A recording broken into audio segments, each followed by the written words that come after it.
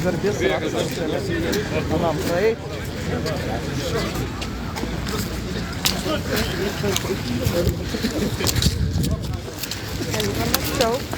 Nu, pats sustoja, net šypsos atsistoja.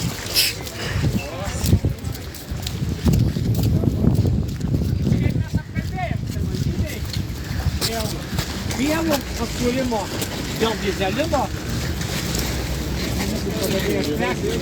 Dėl dyzelino žadėjęs spręsti, kad yra jau dabar ruošiami. Dėl pievų ir galbūt sąlyga dar galbūt aiškinti. Taip, dėl grūdų tų kainų kalbėjom ir Pelkės aplinkos. jo, dėl pelkių tai mes irgi labai nukentėjom dėl tų pelkių, bet dar grįšim. Ir čia meras teisingai, aš sakiau, kad aš tikrai būsiu tarpininkausiu, dėl pelkių yra. Nes greitai visas savaldybę užpelkėsim, jeigu nieko nedarysim. Bet tai reikia darbų, mes tik kalbam, bet nieko nedarom. Tai matot, yra konkretus susitarimai, kad Mes galim kartais, tačiau prieš metus laiko buvom Vilniui, Talinas kalbėjome, niekas nepadarys, kaip toliau eina į bankrotus, tai visi toliau bankrutuoja. dėl kurios problemos. Dėl pieno ūkių, pavyzdžiui. Kas dėl pieno? Apskritai dėl visko, dėl išmokų, dėl pieno. Čia ne tik pienas, čia viskas išeina. Ir kuo toliau, tai eina viskas toliau. Nieko gero, tai gerai. Tai gal einam visi, salį tada galėsim.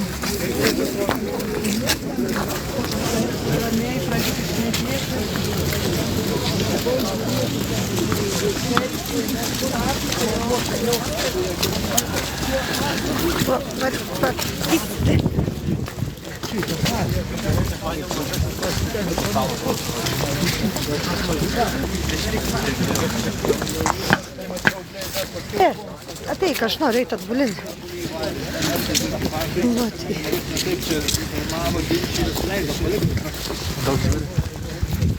Nežinau, nematau. Tai mes sprendžiu.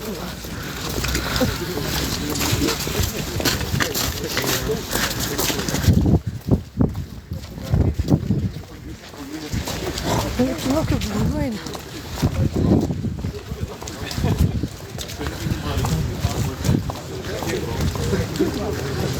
Paimk mano telefoną ir atjung. Čia yra.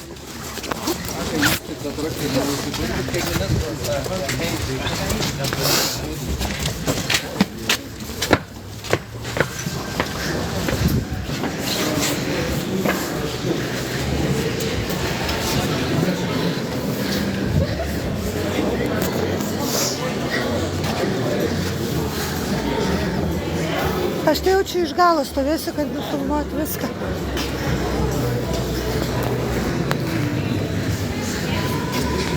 Einam gal tenais iš kampo, kad aš galėčiau atsistoti.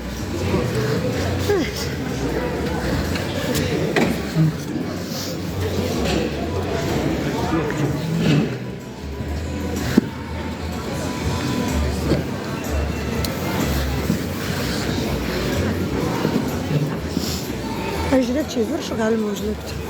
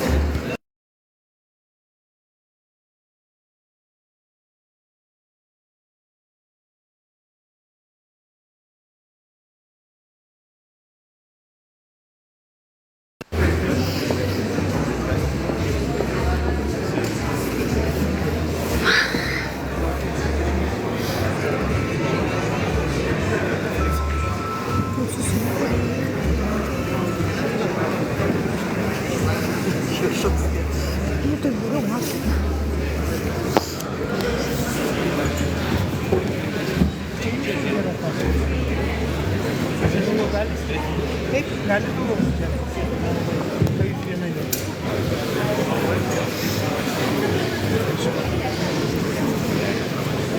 dieną, dar kartą visiems prašom, ateikite, dar yra vietų, čia reikia atsisėsti. Dar turime ant scenos, kad yra labai aukšta dar porą vietų.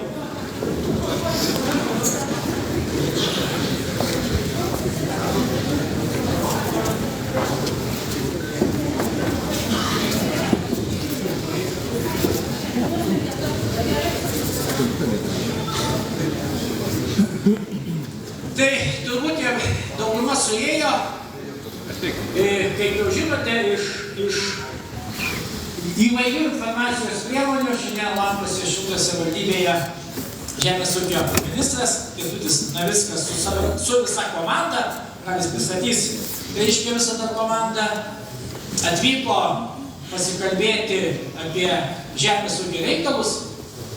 Ir kadangi, žinote, buvo prieš kelias savaitės atvykęs prezidentas, prieš pat Kalėdas Lietuvos Respublikos ir su prezidentu kalbėjome apie žemės ūkį, ir ta irgi sakė perduos visus linkėjimus žemės ūkio ministerijai. Tai šiandieną toks reiškia yra susitikimas, kalbėjome nuo 10 valandos iki 11 savivaldybėje, buvo ūkininkų sąjungos pirmininkas, buvo ūkininkai atvykę, tarybos nariai, tai apkalbėjome šiek tiek, galbūt dar paantrins ministras, ir apie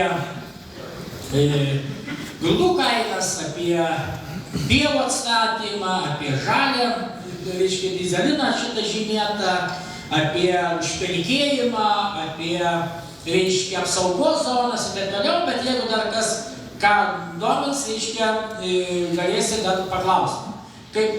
Kartu su mumis yra ir mūsų vienmandatininkas, mūsų Seimo narys Zigmantas Balčytis, taip pat atvažiavęs specialiai iš Vilniaus, susitikti, sužinoti, kokias aktualiausias, tos aišku, Seimo narys žino puikiai, mes esam kalbėję ne vieną kartą. Tai galbūt irgi pasakys keletą žodžių. Tai dabar nežinau, gerbiamas ministrė, ar kaip čia gerbiamas Seimo narys šiek tiek ir tada duosi ministrui, ir tada ministras šiek tiek padės įžangą, tada jūs klausimus ir lauksim iš ministrų konkrečių atsakymų.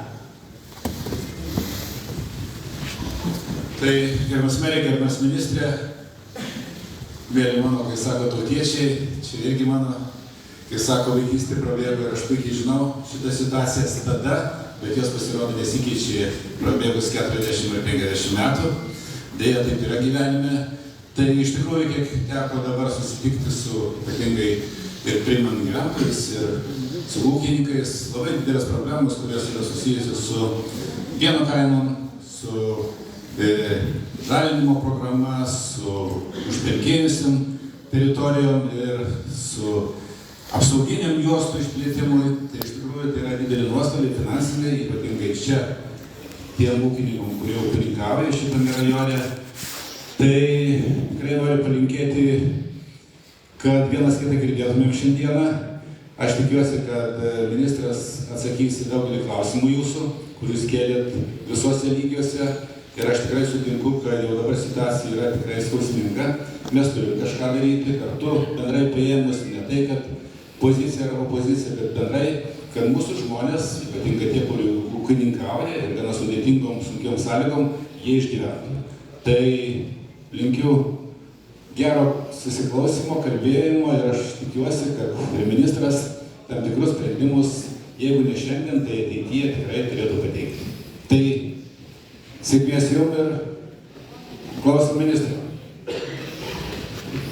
Labą dieną, ačiū, kad atėjote. Iš tikrųjų, ir daug ir matau, kad yra daug skaudančių dalykų ir matyti yra dar dalis nemažai informacijos, kuri ateina ne iš pirmų lūpų ir matytas irgi lemia, dėl ko mes šiandieną susitikom. Tai gal aš trumpai pabrėšiu, kas buvo pirmadienį susitikime su premjere ir tai matyti irgi iš to išeina ir tada, aš kaip suprantu, tai pačios jautriausi klausimai yra, bet jau ką girdėjau gatvėje, tai pievos ir matyti pieno ūkiai.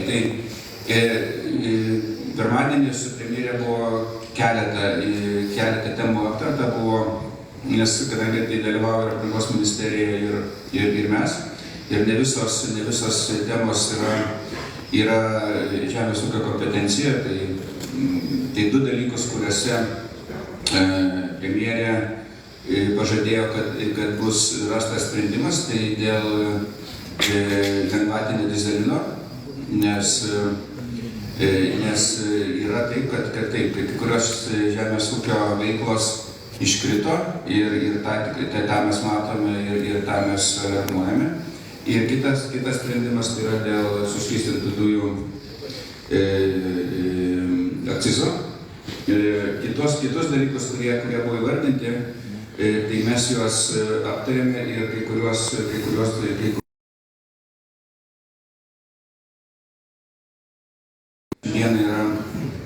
vyksta kaip tik susitikimas Lietuvos žemės ūkio tarybos, susitikimas su žemės ūkio komisaru Vaicechovskiu dėl daugiamečių pievų ir ganyklų. Sutarėme ir tą padarėme, kad papildomus klausimus, papildomus siūlymus, kaip pagerinti sąlygas mūsų Lietuvos ūkininkams mes susiderinom ir oficialiai išsiuntėm nuo ministerijos tos klausimus ir šiandieną Žemės ūkio taryba tikiuosi tos pačius klausimus aptars su komisaru ir gal parveš kažkokių žinių. Bet matyti, čia yra viena dalis ir pats skaudžiausias klausimas yra, nes kadangi ir Šilutės, ir Šilalės, ir apskritai Žemaitijos krašte atkuriamų pievų reikalavimų yra didžiausių intensyvumu, tai akivaizdu, kad šitas klausimas yra matyti šiandieną pats svarbiausias ir aš tą puikiausiai pripažįstu. Tai ką mes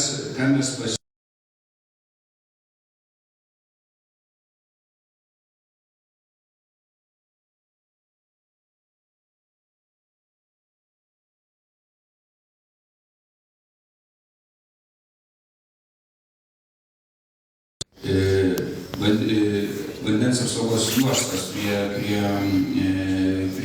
paviršinių vandens telkinių, jos būtų skaitomos kaip atkuriamos pievos. Dėl to mes tikimės, kad iš 87 000 reikalingų atkurti šiandieną hektarų, kad turėtų susirinkti maždaug apie iki 60 000, jeigu tas svarbiau gal sakyti.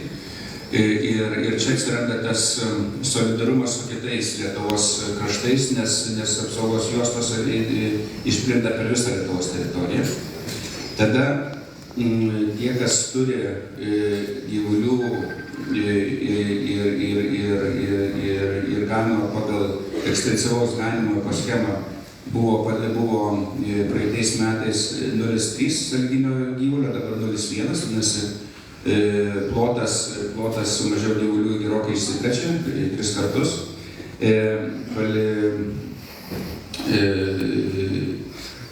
Padarėme schemą naujų pievų įkūrimų, ten, kur nebuvo virš 200 eurų. Ir taip pat bus išmoka 79 eurai už atsiejimą, apie 79 eurus. Už atsiejimą daugiametės pievos nebuvo galima atsieti, dabar bus galima. Tai čia šitas visas veiksmas, kaip ir sakau, lemia tame, nes mes taip pat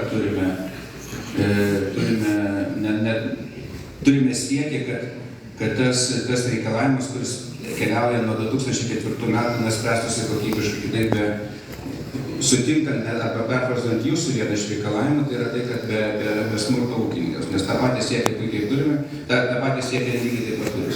Kaip pavyks, yra galėsime sužinoti tik metų pabaigoje. Bet jeigu kartais nepavyktų, tai aišku, kad kitas žingsnis yra dar palankesnės išmokos daugiametėm pievom ir ganyklom, nes puikiai suprantame, kad tai yra ir valstybė prisėmus įsipareigojimus, ir valstybė turėdama instrumentus be reikalavimų turi galimybę ir per vieną ar kitą finansinį instrumentą tą dalyką spręsti. Kalbant apie pieno klausimus, kurie buvo ir jie taip pat buvo aptarti pas premjerę, tai yra keletą dalykų. Iš reikalavimų ir skaičiai, kuriuose kalbama apie sumažėjusias pieno kainas, referuojama į 2002 metus, karo pradžios metus. Taip, bet visi tą suprantam, kad tai buvo aukščiausios kainos per visą laikotarpį. Lyginant su 21 metais, mes esame labai panašiai vietoje. Bet aišku, kad to neužtenka ir tą puikiai žinome. Tai ką mes padarėme ir jau turime Europos komisijos pritarimą, tai susietoji parama ūkiams, kurie dalyvauja kooperacijoje, bus didinama 10%. Ir taip pat pakeitėm visas palankiai suderinam schemas dėl kooperacijos pieno, ne tik pieno, čia visose kooperacijose dalykus. Tai vėlgi viena dalis, o kita dalis, kuri taip pat buvo sutarta praeitais metais prasidėjus pieno krizei, tai pieno įstatymas. Pieno įstatymas yra Seime, Kaimo reikalų komitete. Buvo paprašyta ekspertinio įvertinimo dėl poveikio tokiem konkrečiams sektoriams, tai turime išvadas taip yra palankios smulkiem vidutiniams ūkiams ir mes tokį siekį ir turime. Tai taip, tikimės, kad pavasarį susirinkus Seimui tas įstatymas nenuguls stalčiuose, tiksliau mes ir tą patį aktyviai sieksime, kad įstatymas nenugultų ir kad kainos pasiskirstamas tarp gamintojų perdirbėjų būtų sąžiningesnis. Tai tokie matyti. Tokia trumpa apžvalga. Dėl grūdų mes kalbėjome, bet čia matyti jau gal klausimus ateis ir tada aš galvoju, kad gal perėmėm prie klausimų konkrečių ir juos aptarėm. Ir dar kartą, ką noriu padėkoti, iš tikrųjų, tai noriu padėkoti Šilutės rajono savivaldybei merui už priėmimą ir ačiū Jums, kad susirinkote. Ačiū. Ministrui už įžangą, tai dabar galbūt tam mes susirinkome, kad paklausė, kad atsakytų ar ministras, ar ministro komanda visą, tai dabar prašom, galbūt klausimais būtų geriau. Taip, prašom.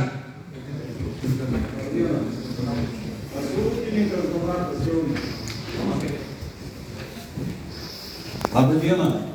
Esu ūkininkas Donatas Jaunis. Šiandien čia atstovauju savo ūkį, savo nuomonę. Suprantu, situacija Lietuvoje yra kritinė, revoliucinė. Valstybė pramušė dugną ir biudžete yra kokia skylė. Jau nekalbam apie žalinimus. Čia reikėtų sakyti jau šalinimus. Dabar žiūrėkit, Tamsta ministrė, ačiū, kad atvykot. Labai retas svečias pas mus. Aš paruošiau simbolinių malkų. Tai yra, aš noriu jums duoti malkų iš sykio, bet tai simbolinį. Čia padėjau. Jei galima, Tamsta Zigmundai, galima jūs padėkit man, paimkit tas malkas. Čia yra simbolinės malkas. Nebus tai paprastai, jūs busit gavę malkų Šilutėje. Nors tokiu būdu.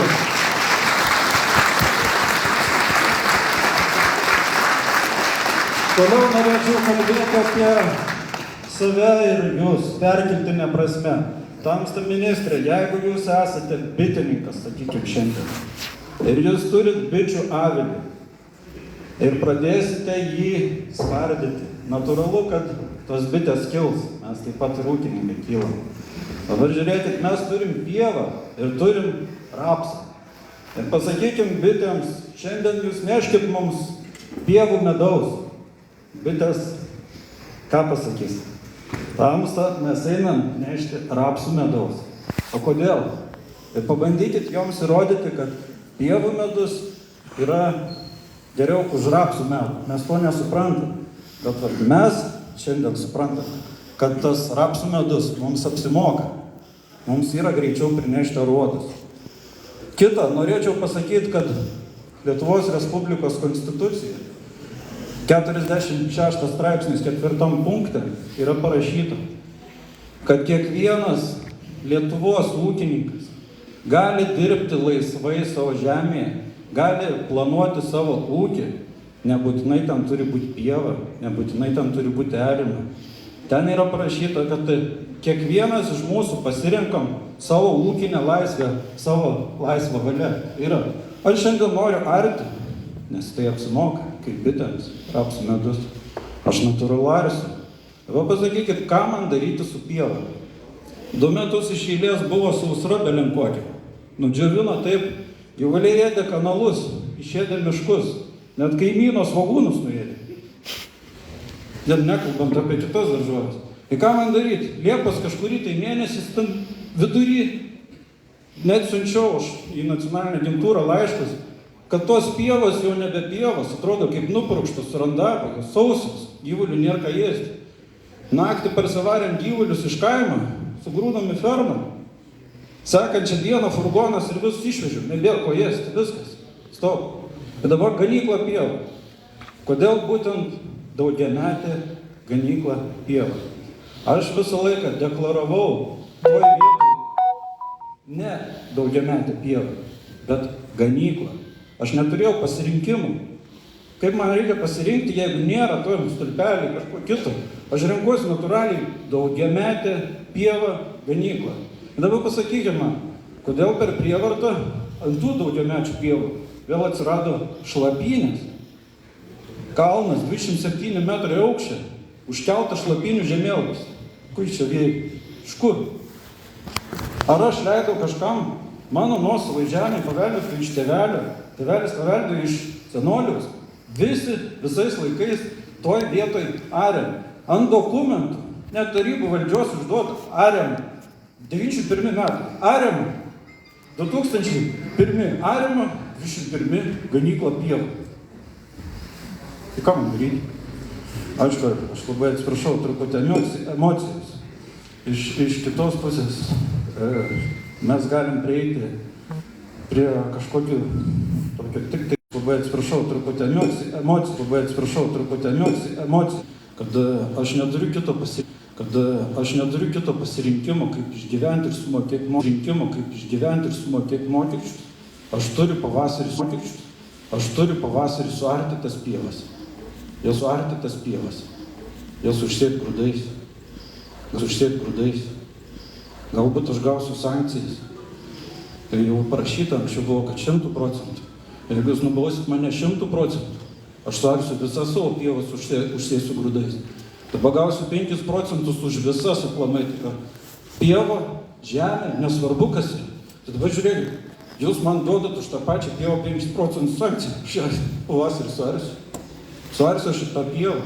Net, kaip pasakyti, kaip savo asmeninį protestą. Aš nuvažiuosiu, suarsiu 1 hektarą pievos. Neišgirsit, suarsiu 10 hektarų pievos. Dar neišgirsit, aš suarsiu visus tos pievos. Kam jis reikalingas? Nu, atleiskite, čia emocijas. Ačiū.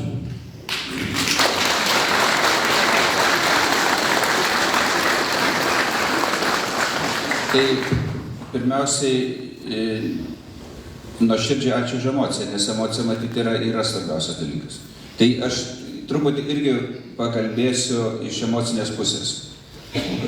Pievų problema atkūrimo atsirado jau kada jinai tapo labai labai aštri, tai buvo 17 metai. Ir jūs sakote tą patį, jūs labai pagrįstai keliate klausimą, ką man daryti ir kodėl aš negaliu su ta pieva elgtis arba su savo žemė elgtis taip, kaip man atrodo teisingai. Tai yra pagrįstas klausimas, bet aš kaip politikas, kuris nedeklaruoja, neturi savo pievos, man gal lengva kalbėti. Taip pat keliu klausimą, o kieno tada atsiranda atsakomybė? Lengviausias kelias yra vienas, nespręsti, visi pirmtakai kitą ir darė. Bet jinai neįsisprendė, visi mes matom, kad tai gilėja.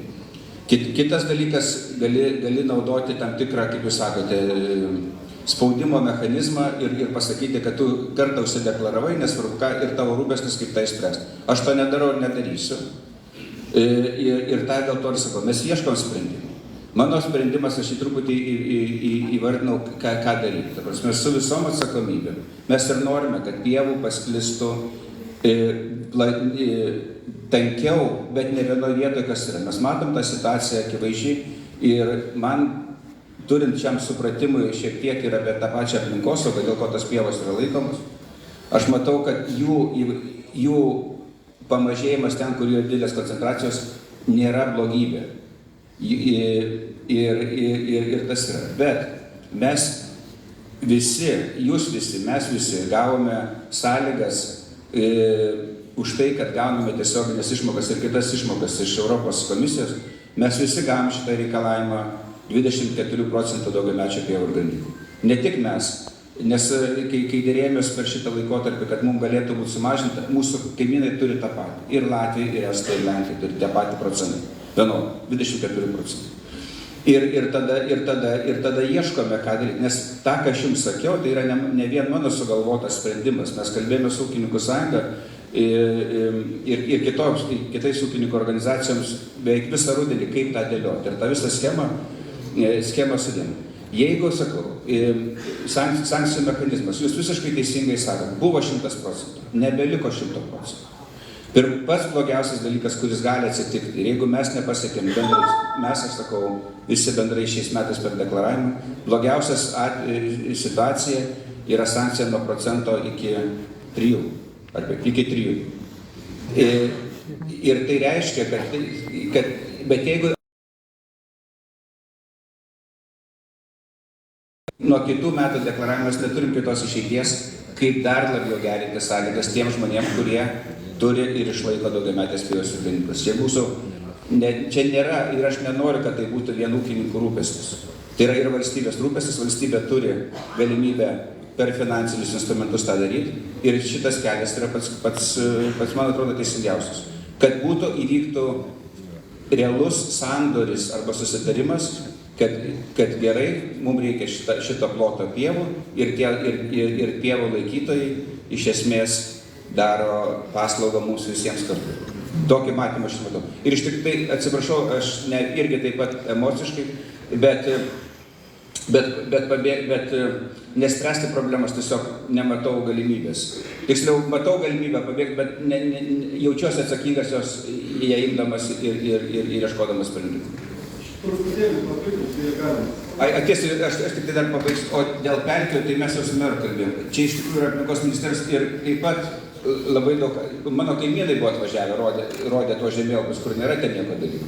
Tai aš prisijimsiu tarpininkavimą pažiūrėti, kad ten tokių dalykų nebūtų. Iš kitos pusės aš kodėl sutinku su jūsų pievomis ir pelkėmis. 1000 eurų hektarą, prašom, žiūrėsim.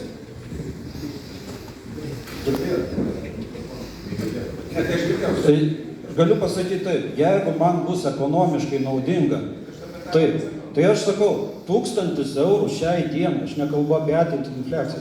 Taip, viskas tvarkoja, tamstu, jūs norit mano laukuose, ne aš noriu jūsų. Aš visiškai suprantu, jeigu tai bus valstybiniai laukai ir valstybė kontroliuos savo laukus, sakys, mūsų valstybiniuose laukuose turi būti tik pievos. Prašom, jūs turite. Ja, bet matot, bėda, kad valstybė nedeklaruoja. Supratau, jau savivaldybėms yra perduota, dabar gali valstybė nebedeklaruoti, bet savivaldybė spręsti, kaip tai išspręsti.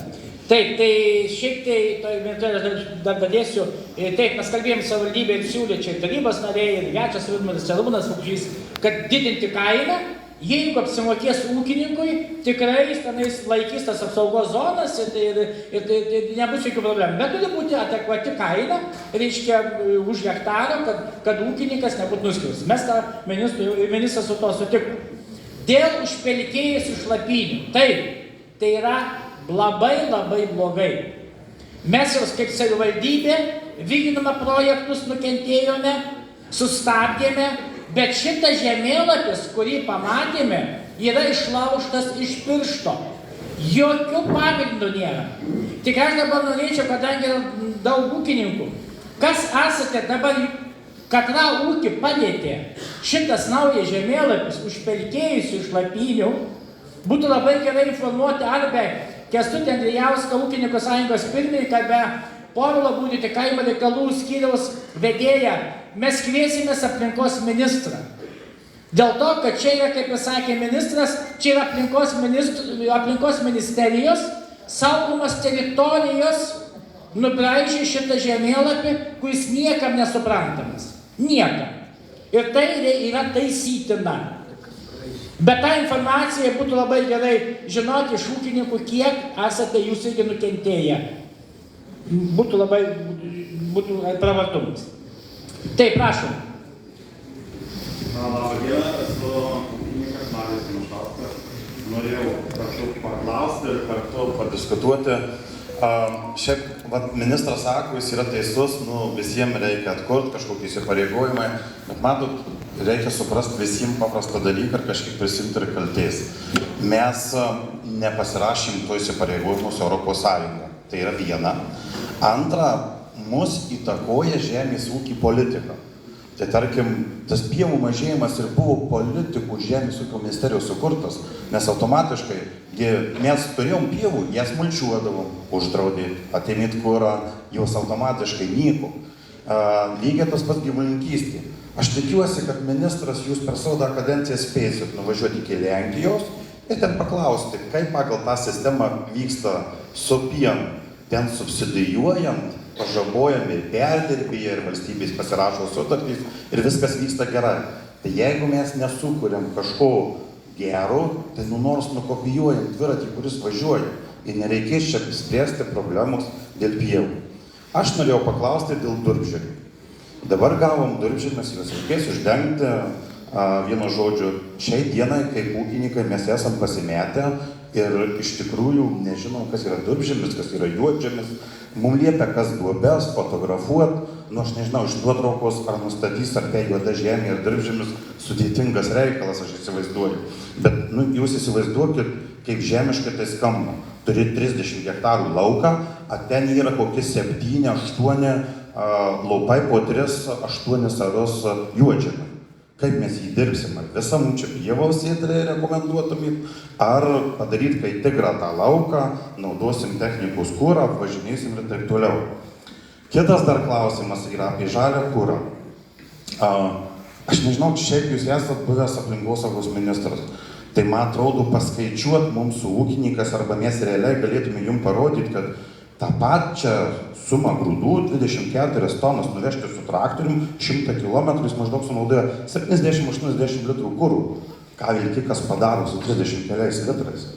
Tai nežinau, ar eksploatacija traktoriaus gal pigesnė ir kaip.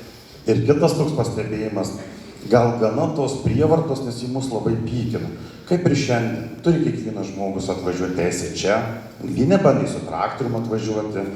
Realiai, suprantat, juos susaudino į mašinas, išvežė. Čia buvo panašu labai į Baltarusiją, į Rusiją, kur Romanas atvarė ir sutvarkė iš tikrųjų. Tai,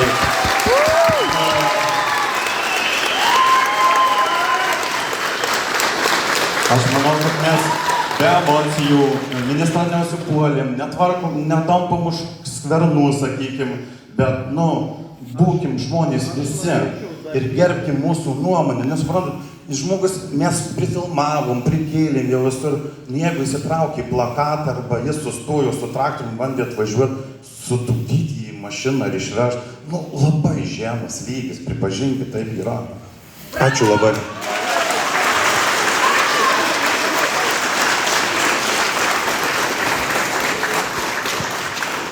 Norėčiau papildyti klausimą.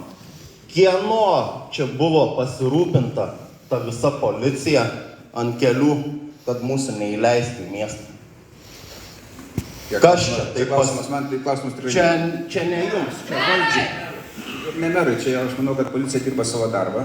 O iš kur policija sužinojo visą tai ir jie sakė pagal įsakymą. Pagal įsakymą stovėjo ant kelio, neįleido mūsų, plus kai kuriuos norėjo nubausti, kišo į mašinas, purškė ašarinės dujas. Kas čia tokia tvarka? Taip, aš kalbėjau, kadangi man kai paskambino informavo šiandien, kad neleidžia su traktoriais, tai skambinau komisarai. Aš paklausiau, kodėl neleidžia, kadangi ženklų nėra, kad negalima važiuoti su traktoriais, tai komisaras paaiškino, kadangi nebuvo akcijai išimtas leidimas, buvo nesankcionuota, reiškia, akcija ir mes kaip atsakinga policija už viešąją tvarką, mes turime vykdyti, negalime, reiškia, traktoriais užkimšti gatves ir miestą. Dėl mūsų tikrai galėjo važiuoti, ir su traktoriais aš apvažiavau visus ūkininkus, nebuvo jokio prašymo. Kai atvažiuoja bet koks ministras, atvažiuoja, sakykime, iš Seimo, kokia delegacija, mes visą laiką informuojama policija, kad pas mus bus svečių. Tai yra privalu policijai žinoti, ar reikia ženklus kur sustatyti, arba sustojimo paruošti. Tai čia yra elementari tvarka. Dėl to, kad neįleido, tikrai aš nemanau, kad tai geras dalykas. Galėjo atvažiuoti, gražiai sustatyti techniką, tai nematau jokių problemų dėl to.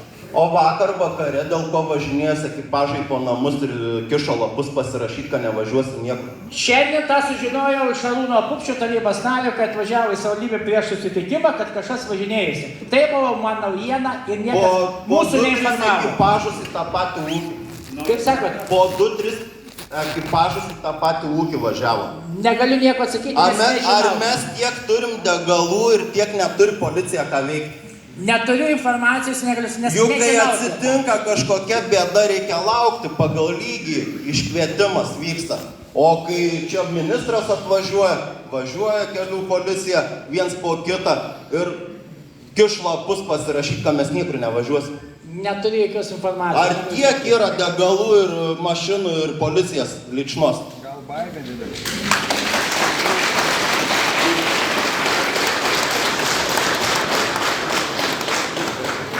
Buvau savanoris karys.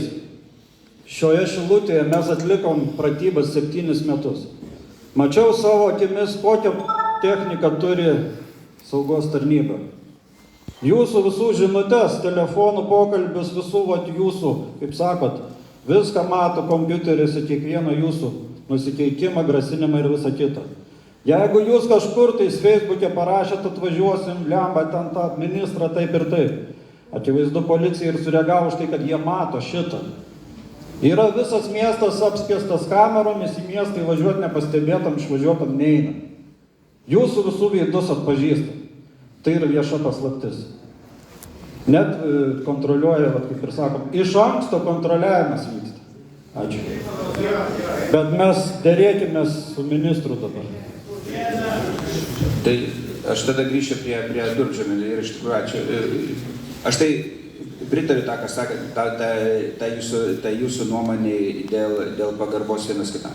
Tai šitoje vietoje, patikėkit, niekada nesu sunkesnėse situacijose savo karjeroje esu buvęs negu turime šiandieną. Ir tai truputį dėl Durpžemių. Taip, dėl Durpžemių čia kalbame apie tą vadinamą antrą gavą.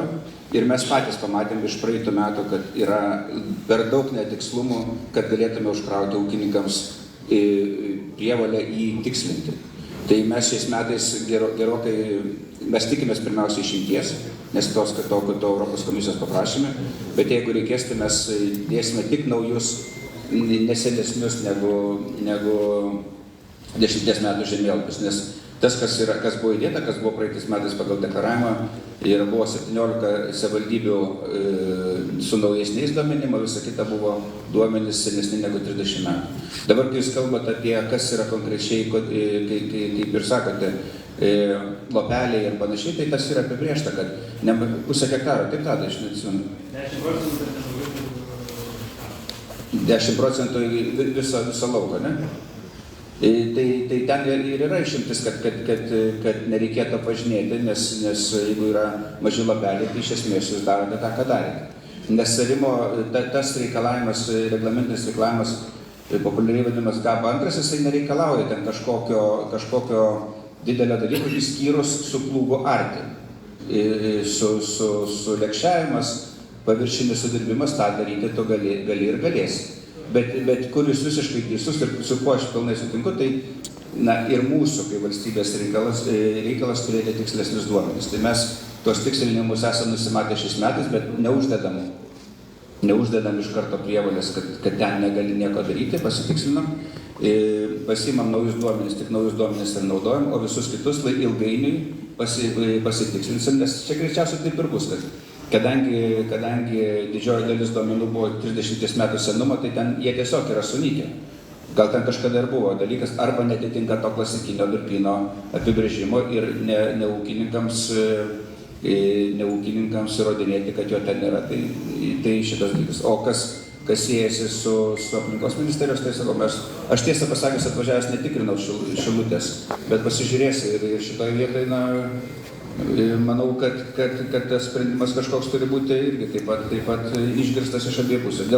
Dėl dyzelino, tai aš savivaldybei sakiau, gal čia pradėdamas, premjerė davė pavedimą pasiūlyti duoti sprendimus, čia vėlgi aplinkos ministerijos, nes tai susijęs su akcizais, tai kas ir buvo pažadėta, kad kovo pradžioje atsakymas bus, bet manau, kad jūs pirmiausia, tai pagal nutylėjimą jūsų pateiktas pavyzdys yra neteisingas ir to nereikėtų naudoti, nes technologinėse aprašymuose, dėl kaip buvo skaičiuojamas lengvatinis dyzelinas automobilių judėjimas yra įskaičiuotas, bet ne tokiais atstumais. Yra įskaičiuota nuo lauko iki elevatoriaus ir mes viską, šitą prasme, visi viską suprantam, bet šitoje vietoje aš manau, kad sprendimas bus rastas tikrai palankus.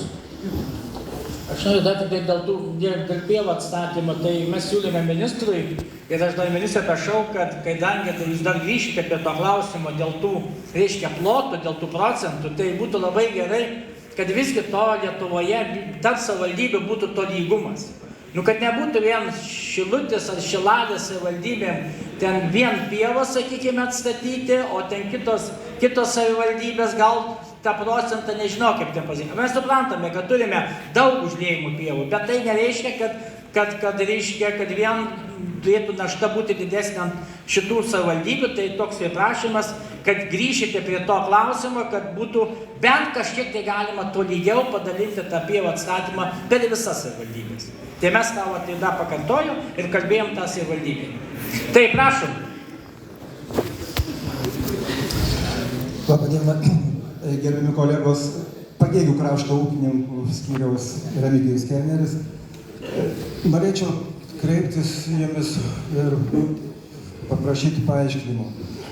Pirmą kartą, esu 62 metų, nuo 92 metų ūkininkauju ir pirmą kartą jaučiuosi tarsi ežys pilnas spyglių. Nuo reikalavimų, deklaravimų, įspėjimų, pranešimų ir taip toliau.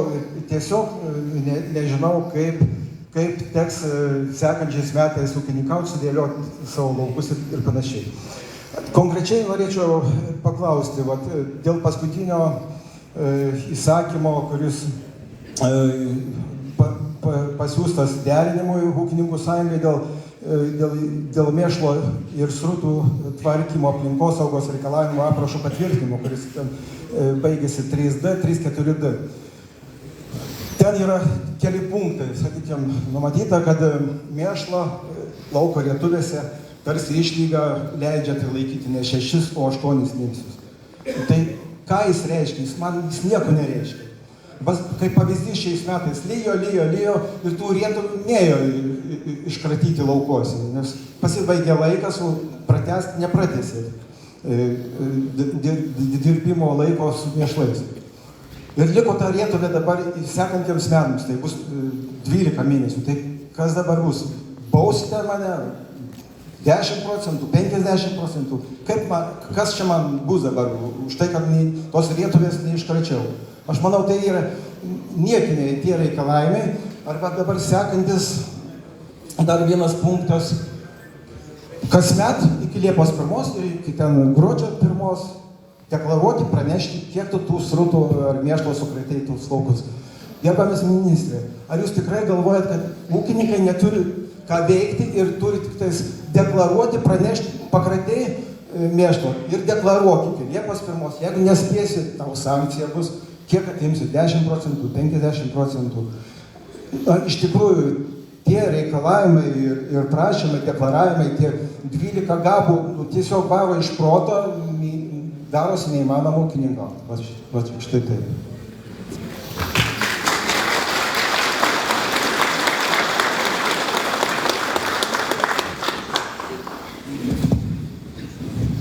Kas sakėt konkrečiai dėl vietuvės išlaikymo, tai aš pirmiausia, tai aš labai tikiuosi, kad jūs tą pasiūlymą ir per ūkininkų sąjungą raštu išdėstyti, nes tada bus paprasčiau ir mums, kalbantis su aplinkos ministerija, argumentuotai tą pokytį padaryti. O dėl administracinių dalykų, yra taip, kad juda tas ne pačia geriausia linkme, nes reikalavimai didėja, taip, ta pati aplinkosauga, ta pati klimato kaitos dalykai, bet ką mes darom ir ką aš turiu išsikėlę savo šiais metais, kaip politinį prioritetą per šios metus, būtent ir sutvarkyti, sumažinti tos administracinės naštos klausimą. Tai mes turime dabar naują NMA vadovą, jam bus šitas įdėta taip pat į uždavinius ir tikiuosi, kad bent jau tikrai tikiuosi, kad deklaravimas bus sklandesnis, bet norisi, kad ir palankesniais technologiniais sprendimais sumažėtų įrašų reikalavimų skaičius, nes tą manau, kad galima padaryti. Tai tokią siekį aš turiu ir tikiuosi, kad pavyks tą padaryti.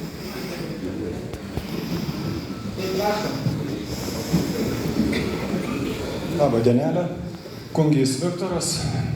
Šiaip toks lengvas pastebėjimas. Mes kaip ūkininkai sugebam atsistoti prieš jūs, pakalbėti, o jūs ant tiek prižėlė, kad nesugebat atsistoję atsakyti. Ir čia tiesiog pagarbos, ne? Nes esat biudžetininkai. Vienas dalykas. Antras dalykas, toks pastebėjimas. Meras sako, nieko bėdos, kad traktoriai atvažiuos, pastatys, taip toliau, jisai čia nieko nesiuntė, čia natūraliai sureagavo. Tai būkit toks malonus. Atšaukit policiją ir tie žmonės, kurie, taip pasiryžo atvažiuoti su tuo traktoriu, nuleiskit jiems atvažiuoti. Jūsgi galit, ne. Jūsgi miesto šeimininkas, o jeigu ne, tada dar vienas pastebėjimas. Policija važinėjasi po ūkius, policija daro, ką nori, savivaliauja jūsų mieste. Tai atleiskit, tai čia gali dar kas nors savivaliauti, mes galim namuose ramiai miegoti. Tai dabar noriu pasakyti dėl sėdėjimo. Tai atleiskit, bendravimo forma yra ir tokia. Tai jeigu mes diskutuojame, jeigu aš ateinu sakyti sveikinimo kalbą, jeigu aš ateinu apdovanoti ar ką, aš visą laiką su pagarba atsistojęs ir tą aš darau. Jeigu mes diskutuojame, klausykit, yra tokia forma, kai jūs sėdite, neužteka kėdžių ir mes dabar diskutuojame. Tas priekaištas, nežinau, gal jums taip atrodo. Nieko nepavyks. Atsiprašau, čia ne priekaištas. Čia šiaip pastebėjimas iš pagarbos. Tai iš ties aš tą pagarbą žmogui esu įvaldęs, patikėkite, ir aš jau žinau, kada atsistoti ir kaip tą kalbėti. Bet ačiū už pastabą. Dėl policijos. Policija nėra pavaldi savivaldybei. Tai policija yra visiškai savarankiška. Ir tik tai mes bendradarbiavim, kaip priešgaisrinės gelbėjimo tarnyba nepavaldi savivaldybei, taip policija nepavaldi savivaldybei, taip miškų urėdija nepavaldi savivaldybei, taip visi keliai, kurie priklauso automobilių kelių direkcijai, visiškai nepavaldi savivaldybei, taip saugomas teritorijos nepavaldi savivaldybei. Taip, jie yra mūsų savivaldybei, bet aš tą esu kalbėjęs ne vieną kartą. Mes negalime įtakoti. Mes galime gražiai paprašyti, susitarti, taip. Bet pasakyti, jūs darykite taip ar taip, mes neturime jokių teisinios instrumentų, jokios juridinės galios. Tai čia ne viskas tas aišku, aš kalbėjau su komisaru, kad tai nereikėtų, stabdyti, kad galėtų atvažiuoti, mums tai niekad čia nesudaro jokių kažkokių problemų. Tai aš telefonu, kai sužinojau, kad neleidžia, aš tą komisarui pasakiau. Tai čia, kad mes neturime kaip įtakoti. Supratau, ačiū. Jeigu merui nepavaldi niekas, kam tas meras reikalingas? Nežinau, toks yra vietos savivaldos įstatymas. Yra ir Seimo narys mūsų irgi. Jeigu galima koreguoti tą įstatymą, bet yra nuo pat nepriklausomybės atstatymo mūsų valstybės, tokia yra sistema. Kam pavaldžios yra teisėsaugos įstaigos, kam pavaldžios aplinkosaugos įstaigos, čia nėra naujo. Čia yra 34 metai tokia tvarka. Žiūrėkit, dar turiu pastebėjimą. Pastebėjimą turiu tokį, ponas merė. Priėjo Šilutės policijos viršininkas, bendravom visi rate, tiesiai šviesiai pasakė, įsakymas nuleistas mums iš viršaus, čia jūsų neleisti. Sakom, kas jums tokį įsakymą davė, pateikit raštišką, nuleista, neprivalau jums nieko aiškinti. Kitas klausimas ministrui. Ministrai, jūs lietuvis? Jūs lietuvis? Aš tai įtariu, kad ne, nes jūs mūsų labai nemylit Lietuvos. Tikrai nemylit. Mūsų žmonių tikrai nemylit. Ačiū. Jeigu galima, aš pratęsiu toliau jau apie ūkį, tai va, ministrų gerbiamam. Klausimėlis. Esame ekologinis ūkis. Dabar tos, ariamos, tai čia mums privalomos, galima taip sakyti. Mes negalim, kad, sakykime, naudoti nautil, nes mes chemijos negalim, čia vadinkim smulkmenos.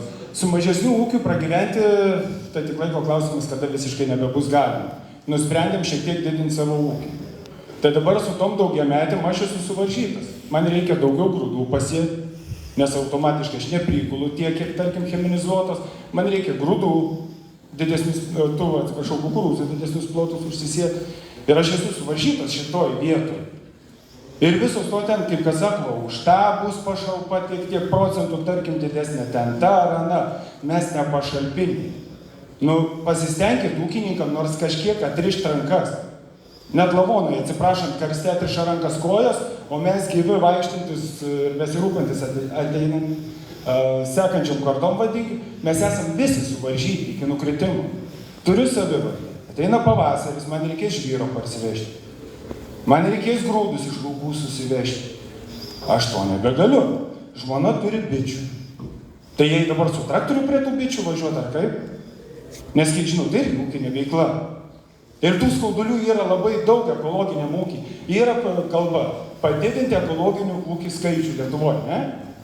Bet su tokia biurokratija, kuri kas kartą yra užkraunama vis viršaus, kai žmona vos ne parą laiko sėdėjo dokumentus, visokius ten tvarkydama, kiek tos rašliavos yra, atsiprašau, tai nėra normalu. Man toks jausmas, kad ten yra, kažkas pasakė, jūs padarė kaip ta policija. Kažkas iš dangaus kažką numetė, jie ten taip ir padarė, taip ir jum. Kodėl nėra konkrečių veiksmų, visada yra biški taip, biški anaip, gal taip padarysim ar dar kažkaip. Atėjo naujas ministras pasikeitus, sakykim, kadencijai ir vėl viskas tas pats. Kodėl mes visada turim vargti, kodėl mes esam užkraunami su ta biurokratija, kaip planuoja pakelti ekologinių ūkių skaičių ir ką mums ūkininkams, atsiprašau kitų, bet bent jau ekologiniams, su tom daugiametėm sukariauti. Jau nekalbu apie šernus ir kitus, visus kitus velnius, atsiprašau. Tai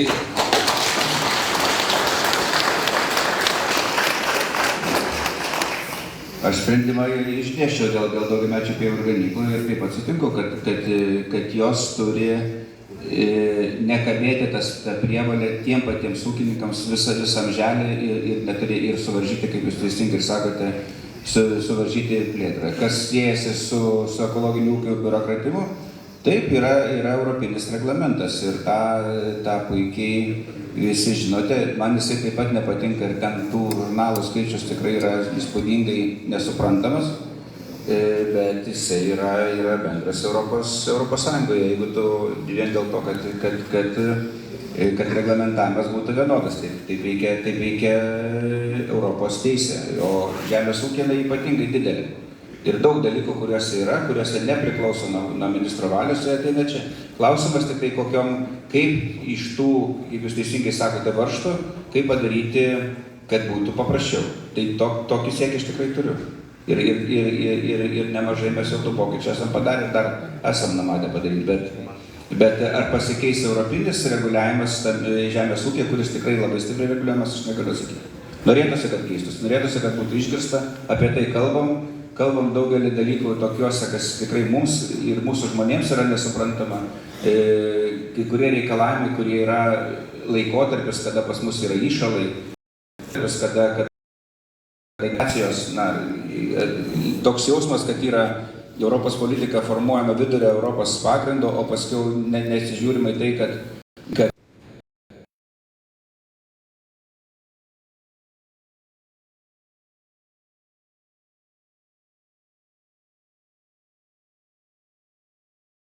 dabar kalbame su skandinavais, norime turėti, nes tikrai yra dalykų, kuriuose net man sunku paaiškinti, kai ūkininkai klausia, kodėl taip yra.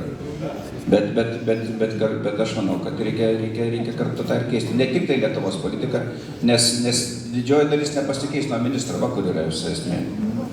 Labai nacionalinis reguliavimas yra minimalus, lyginant su to, ką mes gauname kaip dovaną. Ir pievos yra taip pat dovana kabutėse turmintyje, kurią mes paveldėjom. Šiaip mes, kaip ūkininkai, aš manau, mes ne visada galim ir kritikuoti, galim ir kažką pasiūlyti. Tai pavyzdžiui, tau kuro problemas, jinai yra opi.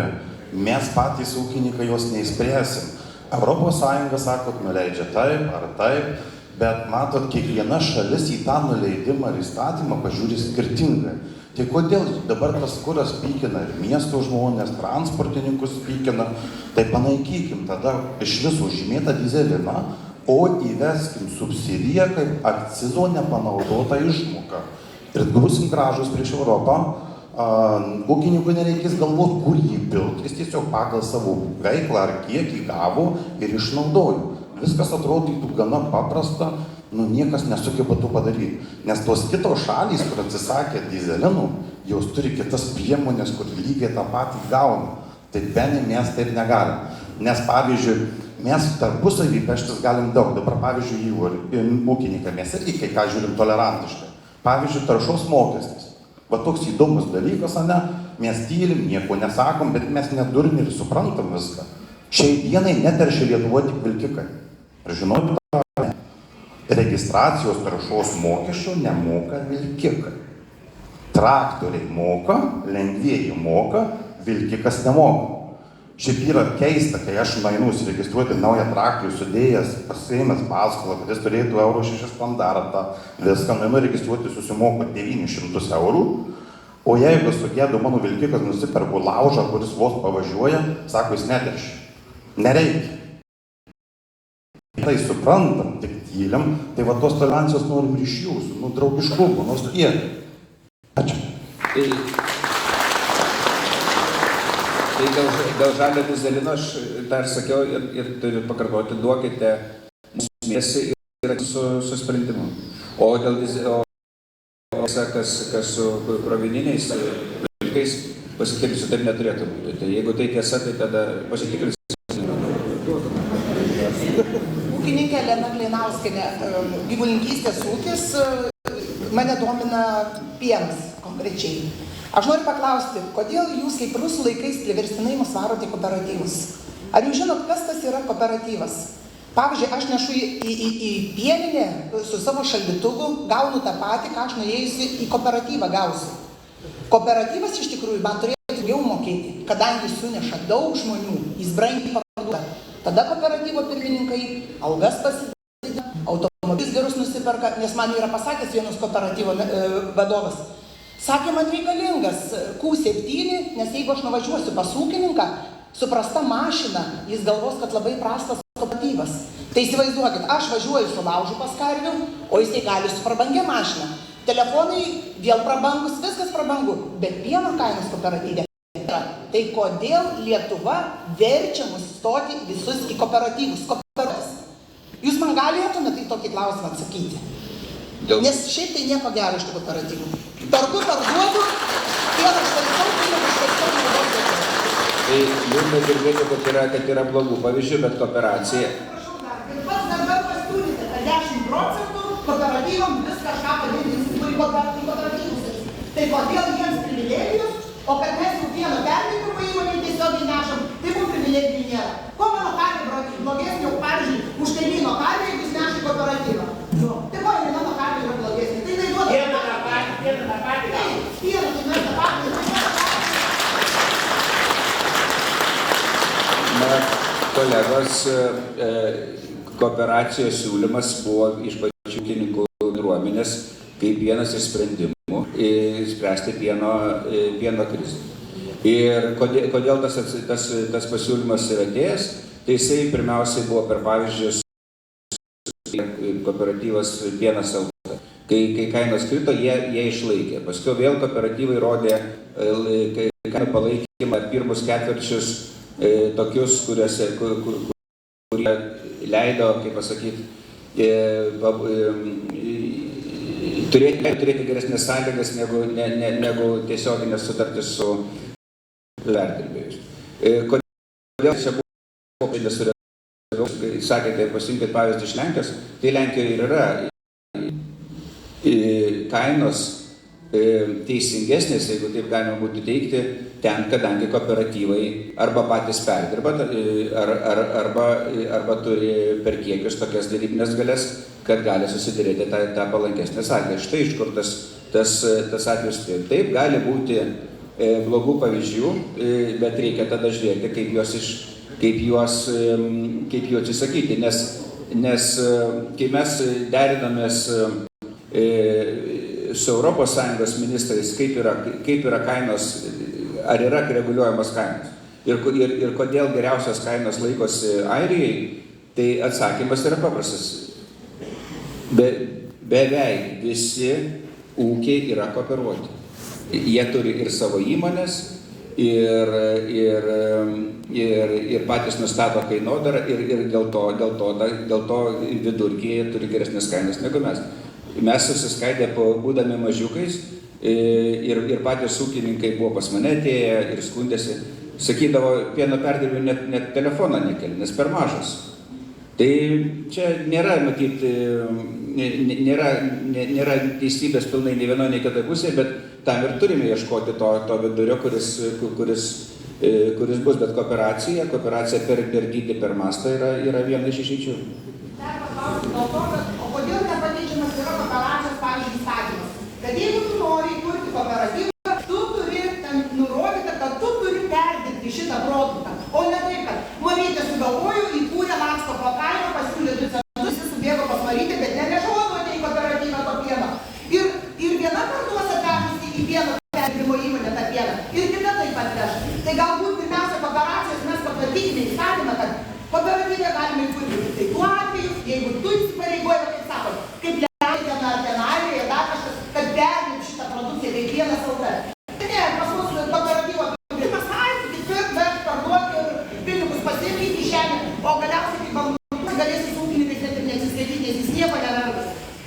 Bet kooperacijos įstatymas kaip tik dabar yra keičiamas, tai reikia šitos dalykus, kad būtų jūsų pastabos į tą keičiamą įstatymą. Nu tai va, reikia pakeisti, kad būtent galbūt reikia tą kooperatyvą įsitęsti, jis galbūt bus interesuotas. Bet taip, pateikit šitą siūlymą, nes kaip tik dabar vyksta į pavasario sesiją, mes norime pateikti įstatymą. Kooperatyvo nariai šiemet už karą sudavės 10 eurų. O kodėl man nepadėjo 10 eurų? Aš kiekvienai parduodu, tai vieni irgi sūrius gamina. Kooperatyvas tai dar nuo sūrių negamino. Jis atvežė tą pačią pėlinę pardavė sūrį, bet už karą vis tiek 10 eurų gavo. O aš jau likau nuskriausta. Irgi čia yra neteisybė. Kažkaip įstatymus priimant reikia galvoti. Galima? Tuoj trumpai labai. Aš tik tais perduot linkėjimus iš Berlyno visiems mūsų ūkininkams. Visiškai nesenai gavau žinutę iš Vokietijos ūkininkų, kad jie taip pat prisijungė ir vyks į Briuselį, tą pačią ūkininkų sueigą Briuselyje. Aš kalbu apie tai, kad galbūt iškilo jau didžiulė grėsmė. Gal jūs nejaučiate? Visi sėdėm tiesiog ant parako statinės. Ir gali būti, kad kibirkštis neužilgo, kad ir Lietuvos ūkininkai važiuos į Vilnių. Ir mums, žinokit, leidžia nuo viršaus. Lygiai taip pat kaip jums įstatymą, mums ūkininkams leidžia nuo viršaus. Visi ūkininkai važiuokit į Vilnių streikuoti. Visi važiuokit uždaryti Klaipėdos uostą, kad neįvažiuotų grūdai pavogti iš Ukrainos per Rusiją. Nu tai čia kažkoks nesąmonė, atsiprašau. Bet iškilo dar didesnė grėsmė. Vokietijos ūkininkai griežtai pasakė, neatšaukėt visų, negalima, draudžiama už ten visų tų draudimų, visų šitų žalinimų, sakito, mes stojame iš ES lauką. Įsivaizduojate, ką jie pasakė? Ir per visą ES jūs taiga neteksit to viršaus, jūsų Briuselis viskas subirės. Apie ką kalba yra? Nes visi dabar ant adatų ir visi esam pasiruošę, šiandien netgi važiuosim dar į Šilalę. Kiti. Ateis laikas, visi atvažiuojam į Vilnių. Buvau savo laikais, Algirdo Brazausko laikais, užtvėręs autostradą. Dar tais laikais. Įsivaizduokite, visais laikais tas pats vyksta, visą laiką mes streikuojam. Bet mes streikuojam tada, kada prasideda. Draudžiama, negalima, sankcijos ir taip toliau. Bet tai vyksta jau, Lietuvoje vyksta. Atsiprašau.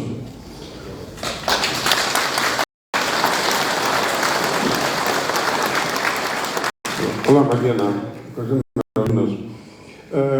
Čia aš noriu pasakyti, kad mes kooperatinę tą judėjimą, kooperatinį visą darbą dirbam priešingai, negu jis turi būti. Kooperatinis, kaip sakant, bendravimas, kooperatyvai turi būti pajungta. Žemdirbiai, perdirbėjai, prekybininkai, o tada kooperatinė. Nu kas iš to, kad mes jaunutės susikooperuosime? Turi būti tada visom pasaulyje kooperatinė bendrovė, kas yra. O mes čia nežinom, ar kas čia yra. Kooperatinė, kad čia pasijuokimus iš kooperatyvų.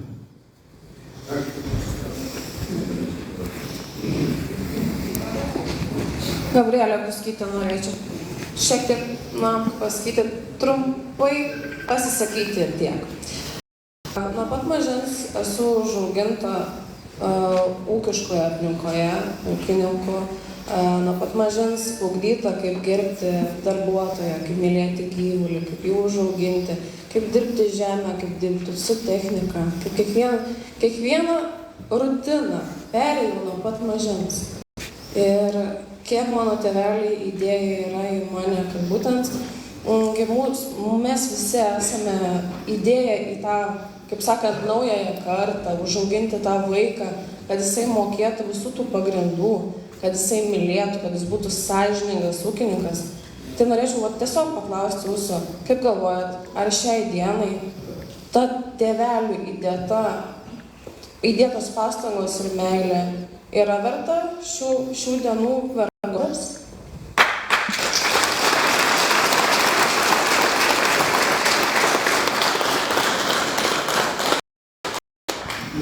Ir jaunimo aukos. Tai aš nežinau, kodėl jūs sakote vergovės, nes